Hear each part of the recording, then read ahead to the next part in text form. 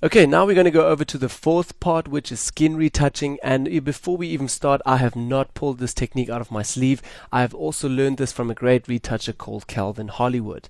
Alright, so let's get started. Basically, I'm going to go back to my basic retouching layer, move my help layer actually first down, and on my basic retouching layer, I'm going to duplicate that by Command J. Then I'm going to rename that to skin retouching, all the way over here. Skin retouching, and there we have it.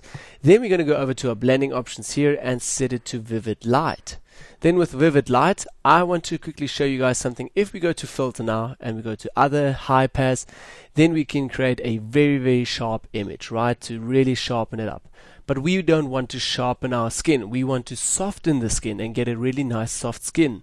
So what is this actually helping us? Nothing, but let me just press cancel here and quickly invert this layer with Command E, invert it, and now think about it. If we're using the high pass now and sharpen our image, it will actually do the opposite and soften our image. So how brilliant is that?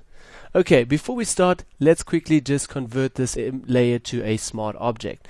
So over here, convert to smart object, select that. And now what this helps us is if we use a filter now, we can always go back and tweak that filter again.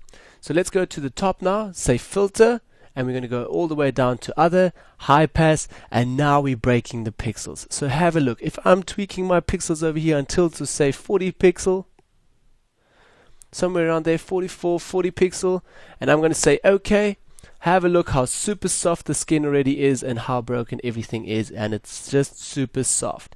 Now I know, yeah, there is no details at all, so don't worry, we're going to tweak that in a little bit. And have a look down here. Everything that we did with our filter is saved under this smart object, and now if we're going to go in here, we can still turn off our whole layer or our whole effect with the filter, or we can go double click on here again and tweak it again. So there we are. There you can see it. Now you can tweak your pixels again if you want to. Turn them up a little bit, turn them down a little bit. I like to keep it about, say, around 38 to 40 pixels. That's good to me. Okay, 38. Say 39.6 pixels. Okay, now last step that we're going to do, still on our skin retouching layer, we're going to go back to filter again, blur, Gaussian blur. So now we're bringing all the details back again. So have a look. Wow, there we are with our details already. There we can see all the pores. So if I'm taking my pixels up or down a little bit actually to say 2, it's not that much. I want to have a little bit more detail in there, so I'm going to take that to 6 pixels, and wow, have a look how much pixels and how much pores are actually coming back already. So I'm going to say OK.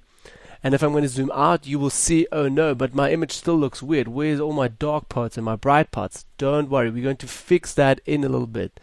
Just zoom in a little bit again and have a look how awesome is this technique already. If I'm blending off my layer here, my skin retouching layer, that's our before and that's our after. Look how much these ugly shadows are out of our image and how beautiful it looks already with the skin. Wow, this really is good. Okay, so we're going to take it now to the next step, cleaning part 2.